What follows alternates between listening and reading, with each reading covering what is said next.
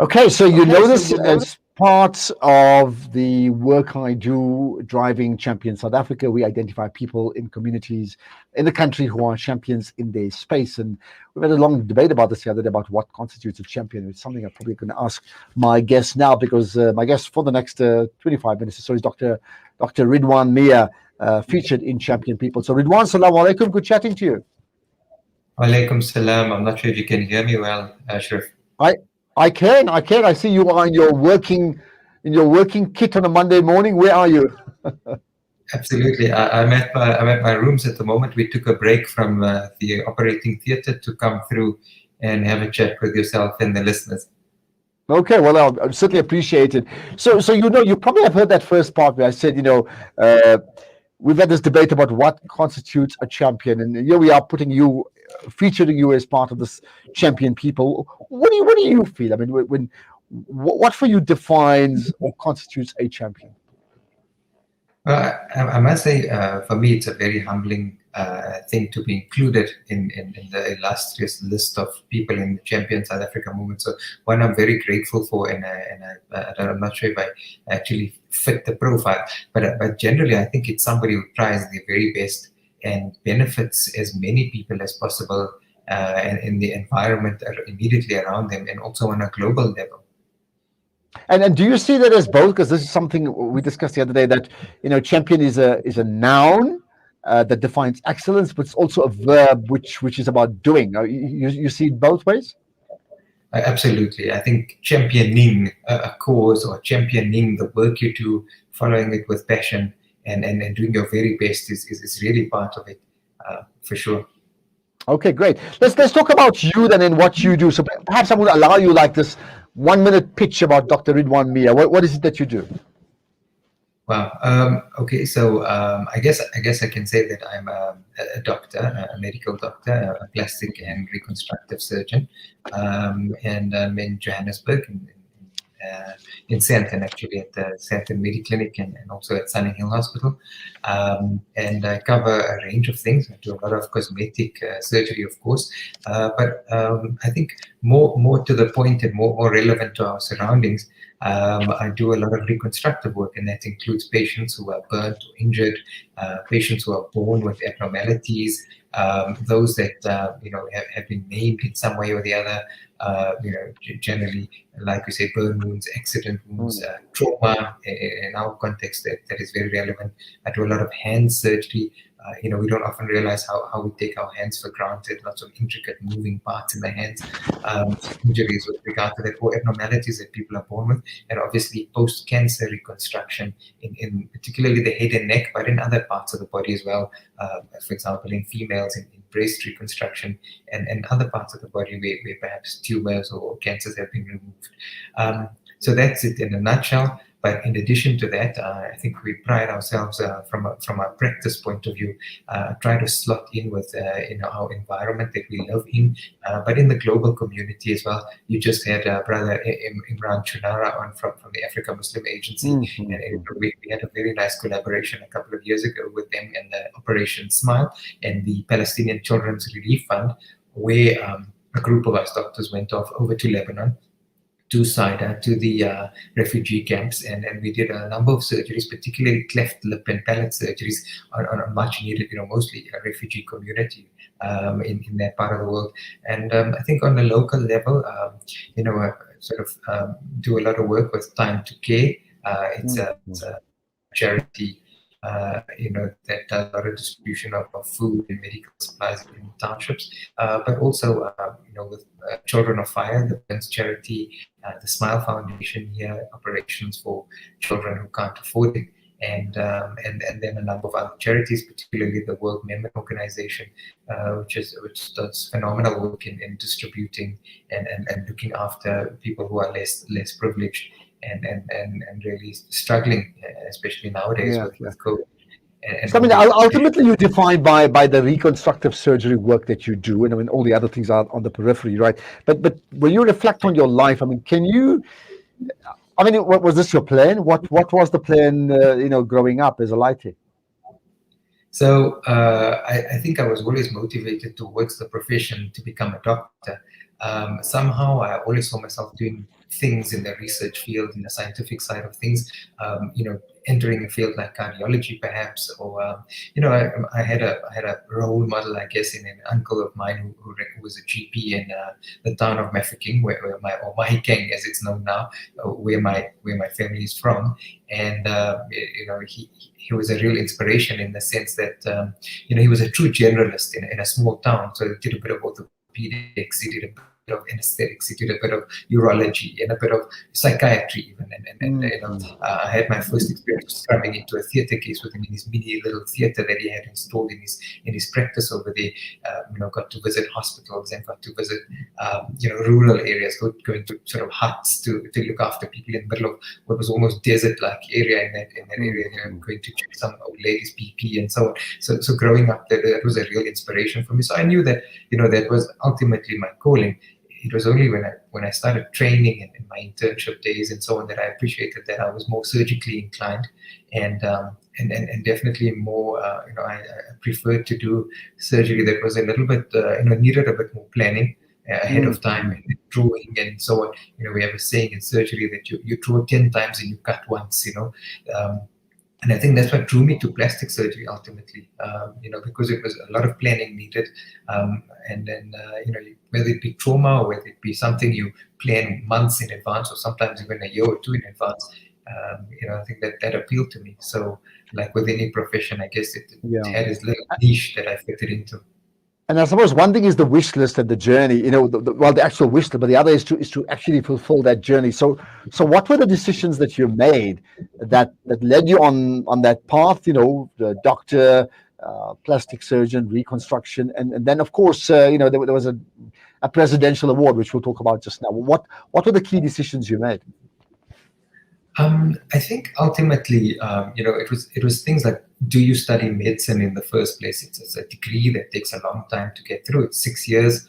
I was told at high school level already, some of your school colleagues are going to be finished and earning, and certainly they were, while you're still a student and you're going to be on a shoestring budget like a student, and, you're living the student life, and your colleagues are going to be in the corporate sector, doing things. And I certainly saw it. So, the decision was, yes, I really want to do this as a profession.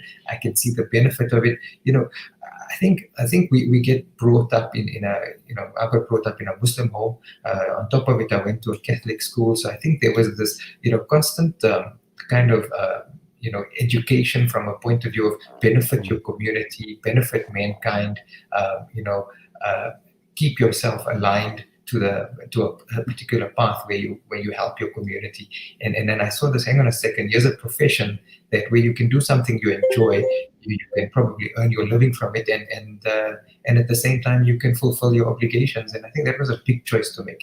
And then also to decide, where do I do my internship? Do I go the difficult route, go to a hospital like Chris Hani Baragwana? And that's where I ended up for a good couple of years. I did my community service there. I ended up working there as what's called a medical officer there. And then going into the surgery field, it was gunshot wounds in the middle of the night. It was, Baragwanath Hospital being in Soweto. You knew there was this football match. You knew it was going to be crazy, and it was something that, it was very traumatic to go through, but at the same time, we all learned from it, those long nights, those long days, losing patients who were so badly injured, people knocked by trains, people injured by stabbing, gunshot wounds, managing things. But, inevitably, there's still an element of, about passion about what you do, and the ability to do it, and the strength you gain from it, and what you learn from it, and having to make that decision about, do I do this? Do I get really sick and grossed out from what I'm doing? Or do I have to be that person that says, somebody has to do this, let me step up and be that guy to do it? And okay, we're glad that you've stepped up, because South Africa are the beneficiaries of that. I certainly want to know how you cope with it mentally, and then we'll talk about some of your success stories as well, and we'll do that with Dr. Ridwan Mia right after this.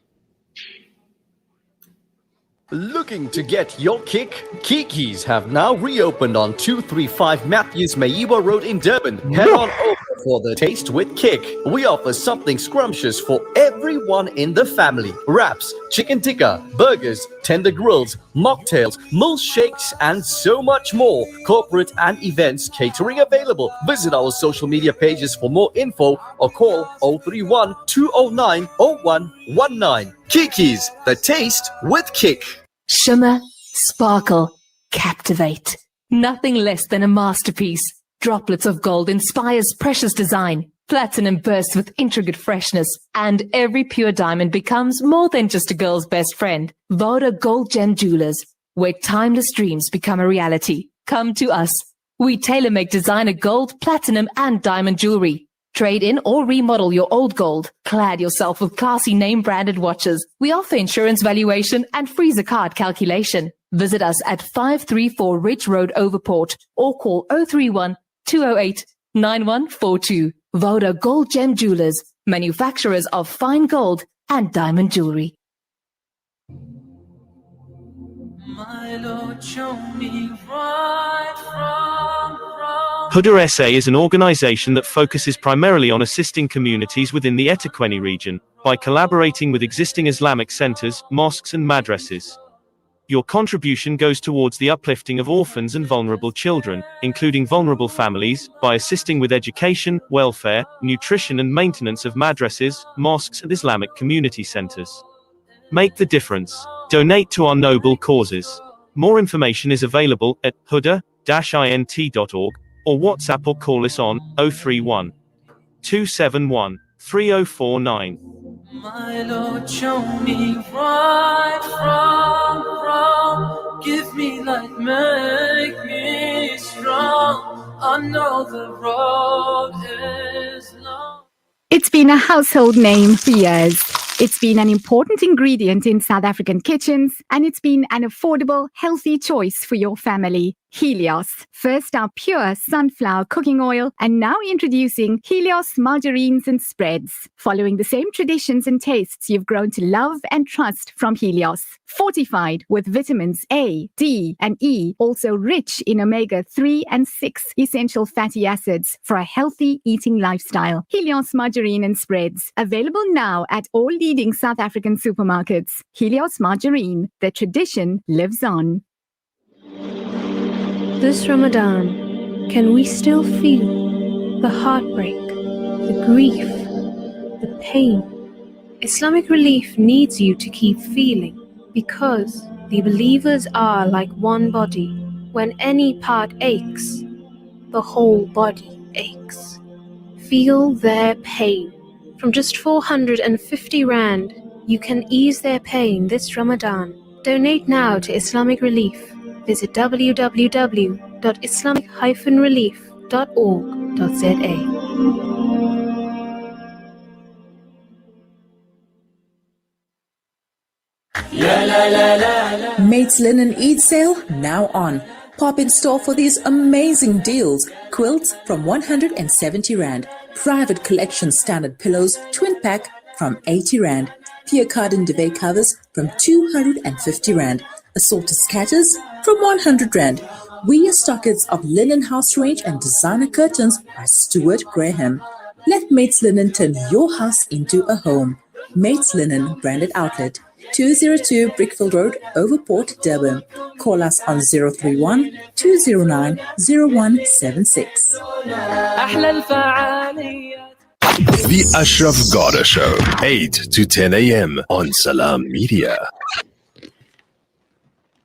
Chatting to Dr. Ridwan Mir, who's a plastic surgeon and therefore spends a lot of time in reconstructive surgery and has excelled in that, in terms of community and country, and therefore it's a great privilege to chat with him as this Champion People feature, right? So Ridwan, let's talk about highlights, achievements that punctuate your career. What are they? I think the idea was, being able to work in an environment that was, where we saw so many patient numbers, like Krisani Baragwanath, even the Helen Joseph Hospital where I was stationed for so long. We got to be in touch with our community and appreciate the needs out there. And I think that is something that, to offer assistance as I mentioned earlier, to do these projects where we do these operations on children who wouldn't be able to afford them otherwise, because they need to be done in hospitals. You need special equipment. Sometimes you need specialist anesthetists, those type of things. And I think that for us was, it was a blessing to be involved in projects like that. Working with the Smile Foundation, we did what we call Smile Weeks. We got taken over to hospitals like Garankuwa, etc. Even here in Joburg, where patients got brought to us from other parts of the country, rural areas, for example, where they wouldn't access care. So that was very, these were very meaningful events, and certainly were, considered that we consider them big achievements. Being involved with an organization like Children of Fire, we look after kids who have been suffering the effects of severe burn wounds. Some of them with hands they can't use. Some of them have lost their eyesight, with their features of their faces and so on.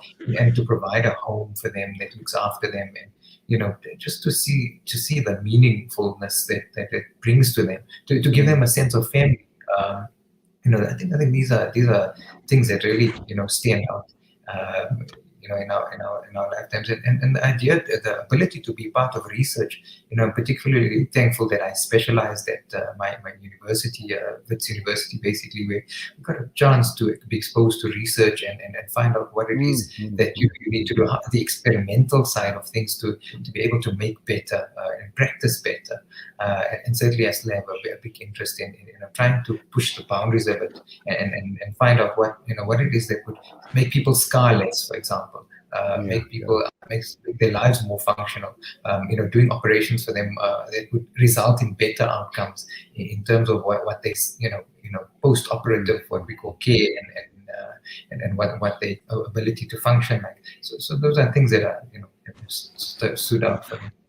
I'm also going to, suggest that despite being, a medical doctor or a plastic surgeon, there are maybe hundreds like you, not thousands, but hundreds, and you could have just lived a normal life without much public prominence. But then you shoot to prominence, I think, 2012, 2013, around a young girl who got burnt. And so take us back to what happened there, and then how that changed in terms of your public profile.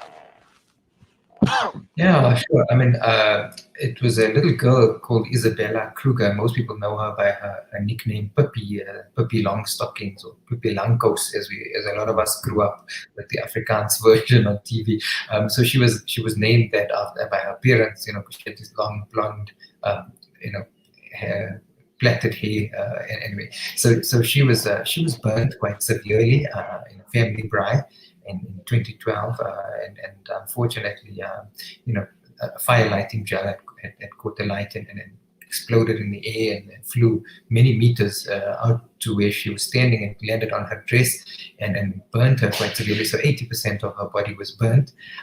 Usually with patients like this, it's a long course in hospital to stabilize them, and then eventually to cover them with skin grafts, and you would harvest the skin from areas of the body that haven't been burnt.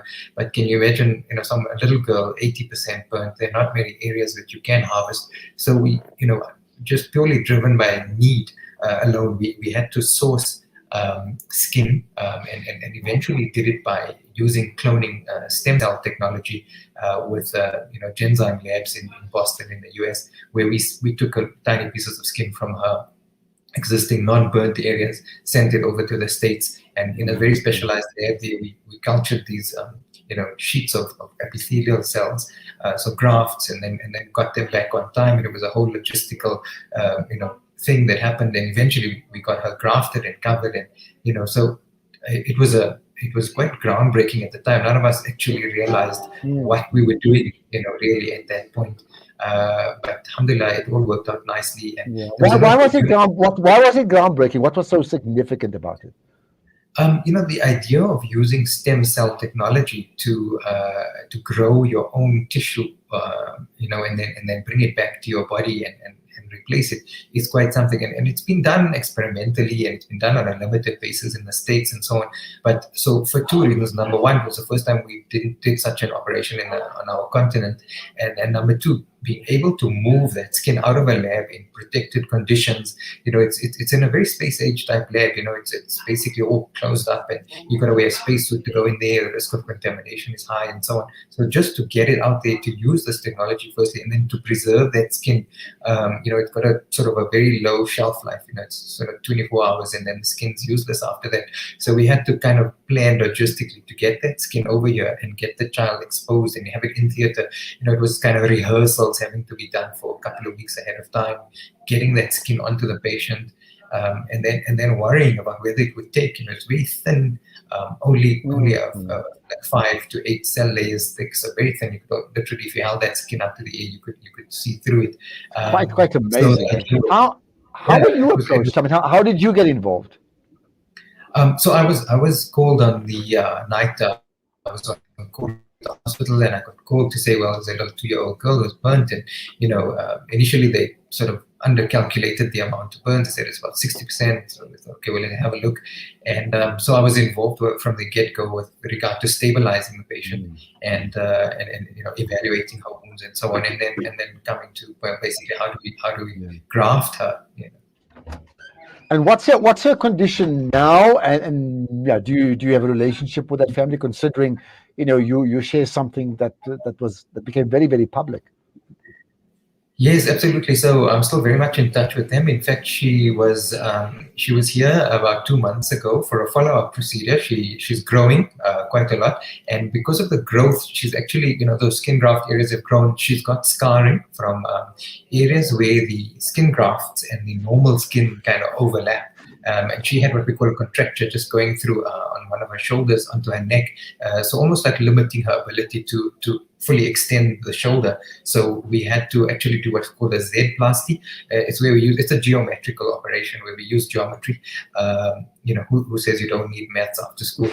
So we had to plan with a Z-plasty, a special kind of procedure to use laxity in one plane to compensate for tightness in another, and it opened up very nicely.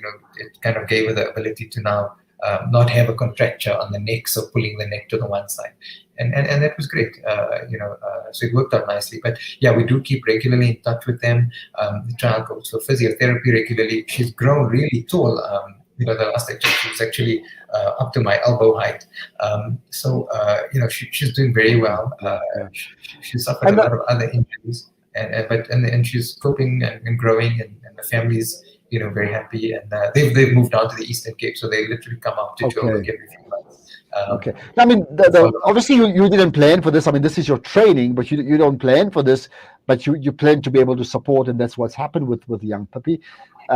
But the reality is, I mean, thank goodness she's better, right?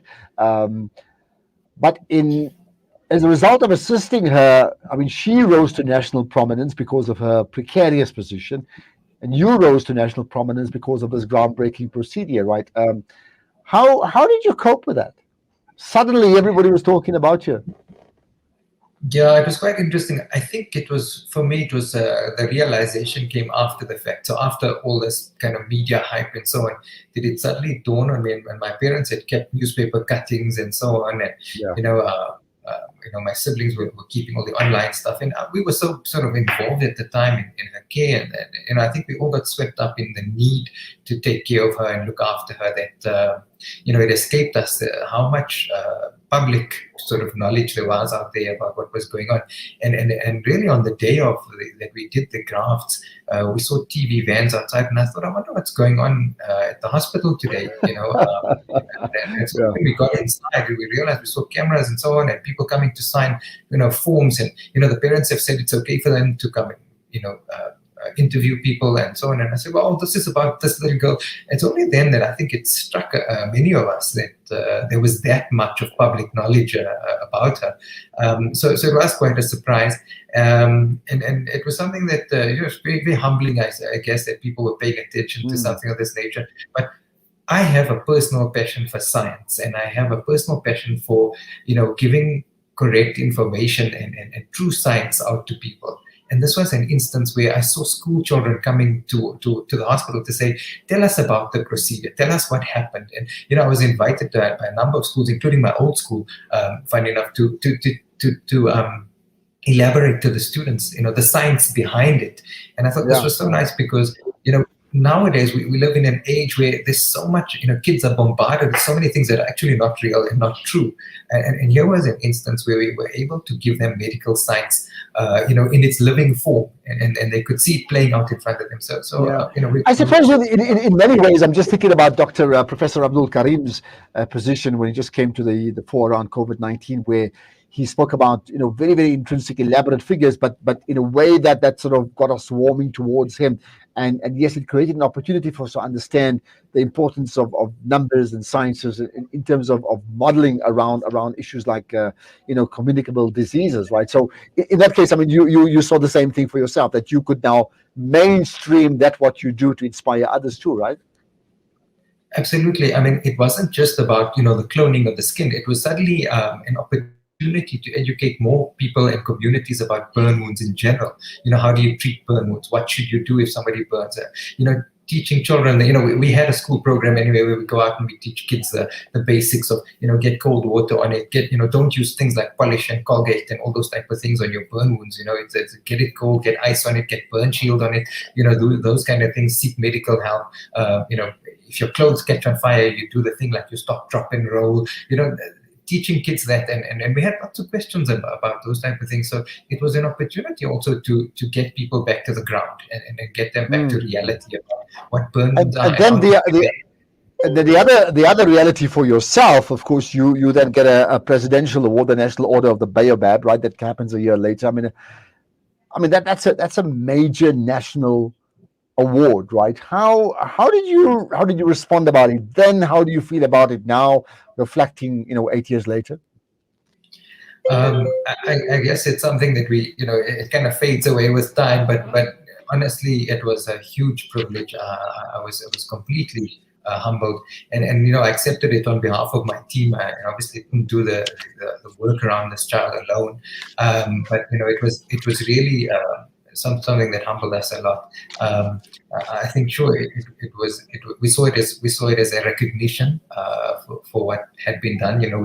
We brought a child through something very difficult, and a family indeed through something very difficult, and also yes, a community. And now we got about a minute to go, incredibly.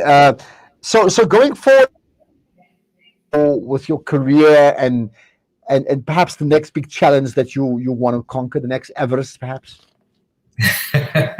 Well, I got convinced by the Smile Foundation to cycle the 94/7, so I did that a few years ago to raise funds for them. So you never know, Everest may well be on the cards, but certainly I've been building my practice and trying to do a lot more research within that realm of practice, looking at things that cause scars to heal better, and preventing scarring in bad injuries like burn wounds, but even just simple wounds, simple cuts and so on, how to heal them better.